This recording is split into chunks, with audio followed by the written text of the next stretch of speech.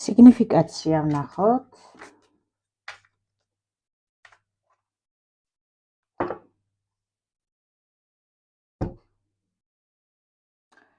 სიგნიფიკაცია ვცდილობ აქ ცოტა სწრაფად გავაკეთო ხოლმე, იმიტომ რომ მოკლე ვიდეოები იწერება, მაგრამ სანამ დასტარმომზადდება ვერ ვაკეთებ. სიგნიფიკაცია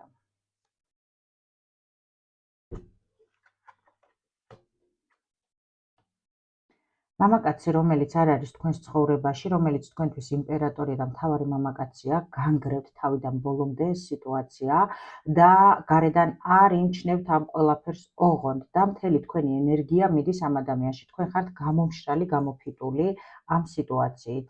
რაღაცა სწრაფად მოხდა, დაინგრა სიტუაცია და თქვენ დიდი ხანია ინგრევით ამ სიტუაციით. ესეთია სიგნიფიკაცია.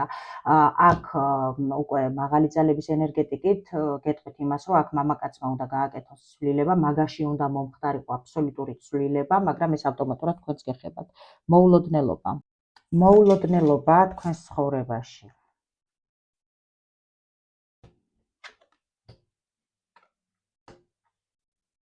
მოულოდნელობა თქვენს ცხოვრებაში იქნება ის, რომ თქვენი გადაწყვეტილება მამაკაცთან დაკავშირებით, რომელთანაც გქონდათ წყვეტა მესამე ფაქტორების გამო, რომელთანაც ხშირად დაიწყო ახალი ეტაპი, რომელიც თქვენთვის მერე გახდა ყველაზე მთავარი, რომელმაც დაგინგრიათ გრძნობები, მაინც ამას ელოდებით და ფიქრობთ, რომ ახალ სიყვარულს მივიღებ და მანამდე გადაწყვეტილებებიც, რაც იყო თქვენს ცხოვრებაში, თქვენი მხრიდან ეგრეთ წოდებული სამართლიანად მიღებული, მოულოდნელობა იქნება ის, რომ თქვენი გადაწყვეტილება, რაც გეგონათ, რომ აბსოლუტურად გაცნობიერებული, გაანალიზებული და სწორი იყო, ყველა გათვლით, ქმედება, რომელიც იქნება მამაკაცისგან,